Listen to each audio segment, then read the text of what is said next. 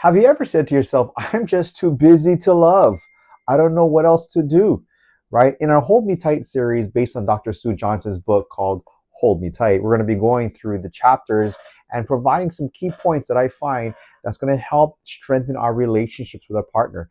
And we will discuss today why we must love better and what's at stake when couples don't make the time to make love their highest priority in the relationship. According to Dr. Sue Johnson, who's the pioneer of emotion focused therapy and has done decades of research on emotional experiences and developing intimacy between couples and within themselves. She's worked with hundreds and hundreds of couples, trained many therapists on how to navigate emotionally through communication problems, through conflict, even when there's even betrayal and infidelity in relationships. She's helped a ton of couples find intimacy and closeness in these relationships. And in this first chapter, she talks about how in relationships we are becoming increasingly socially isolated, where we are becoming more lonely than just alone.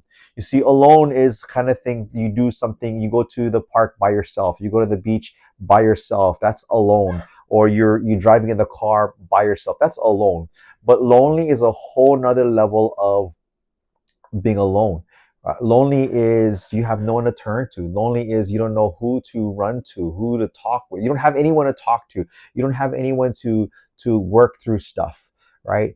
And the thing she mentions there is that we are increasingly living in a social isolated environment and community, especially in here in America, is that we are beginning to work longer hours. Our commutes from A to B is becoming longer. Maybe we have to take a bus. Maybe we're sitting through traffic. I live in Hawaii. Hawaii right now is the number one worst traffic problem in the nation. What should take people a 10, 15-minute drive can take people an hour just to get there. And so commutes are getting longer. The other part about this is that people are having less and less what's called confidants, or people to talk to pour their heart to. That number is dwindling. Back in the days, you'd have a lot of people to share your heart with and to share your pains with. Now there's not many. In fact, it's so much so where in our society we praise maturity to mean being independent and self-sufficient, and that's not the truth. Prior to this century, community was important. Living in social isolation was not healthy, and we're going to talk more about that as to why being socially isolated is not healthy. It's detrimental to our relationships. But we praise self-sufficiency. We praise being independent. We praise all these things. The song by Frank Sinatra, "I Did It My Way," right? It's something that we praise and we magnify. But the reality, there's so much consequences and so much downfalls to living a socially, emotionally isolated life, being alone and lonely. So we are increasingly living in a social isolated community and world. The second thing that Dr. Sue Johnson mentions is that we rely on lovers for emotional connection. Now that may sound like, well, what's wrong with that, Frank? The reality is that yes, the Bible does talk about in the book of Genesis how God made Eve for Adam, right? She was flesh of his flesh. And so we need one another. We as a husband, we need wives. As wives, we need husbands. We need partner. We need each other, right? This connection. However, more than that, we should not just rely on our partner for emotional connection. Back in those days, there was community. We would draw upon emotional strength from a community, an environment, a village, friends. This is the importance of having the right friends in your life to draw this emotional connection, to pour your heart, to find accountability, to find strength and encouragement, right? In fact, it's so much so today in our society, entertainment begins to beat the gavel and make so much noise about finding the one. That the one is going to be your contentment. Finding the one is going to be your source of happiness. And that's not the truth. Now, will you be happy when you find your wife and you find that special someone and she becomes your lifelong partner, your helpmate, your soulmate, all that stuff, absolutely. However, the thing is, what's important is that we need to remember is the Bible talks about that we need to, the scriptures say that we should not forsake the fellowshipping of the brethren. It's so important to find community, so important to find health and strength in one another, not just in her, in your wife. Again, that's important. We need to do that. However, in addition to that is finding strength in community. Now, what are the benefits of having emotional connection? What are the benefits of having to be a part of a community and being part of friendships and relationships? Well, one, when we have emotional connection with our wife, with your partner, with your spouse, you become better lovers because you are able to not just give support, but to seek support for yourself. You know what it's like to give support because you know what it's like to seek healthy support for yourself. The other benefit is that we find there's stronger intimacy because couples find safety in each other. There's nothing better, there's nothing more amazing when a husband is able to find safety in sharing his emotions with his wife and vice versa.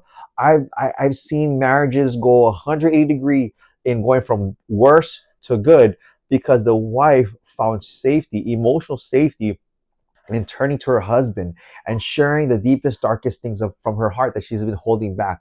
And the same thing otherwise, where the husband finds this release, this new way of speaking to his wife when he begins to realize he can speak in such a safe environment where his wife was like, why? This is what I was desiring from you. This is hearing your emotions. This is what I've been wanting from you.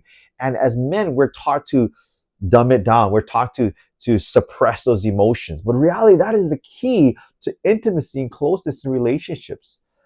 And the other thing is couples are less likely to be aggressive and express their hurt in a more controlled way, where their anger and their rage is more self-controlled, more contained, and they're able to positively problem solve because why? There's emotional connection, there's safety. And other things, other benefit of emotional connection is they're more open, more curious. They realize more, they find out more about themselves, and they're able to learn about other things and be comfortable. Watch this, comfortable with ambiguity, doing relationships in the gray when they don't know left and right. They don't know what's going to happen in the future. All they know is they are with each other. And the other thing about research, what research shows about couples who are emotionally connected is that they generally live longer. They're able to handle stress more better. And they're able, if that's even a proper English, but they're able to handle life challenges in a healthier way when couples are emotionally connected. Now, what are the risks and consequences of being alone and lonely? Well, research shows that that people have a higher blood pressure, where it is a dangerous risk, where their blood pressure reaches a dangerous health risk than in comparison to smoking. How is that? Right? Smoking is bad.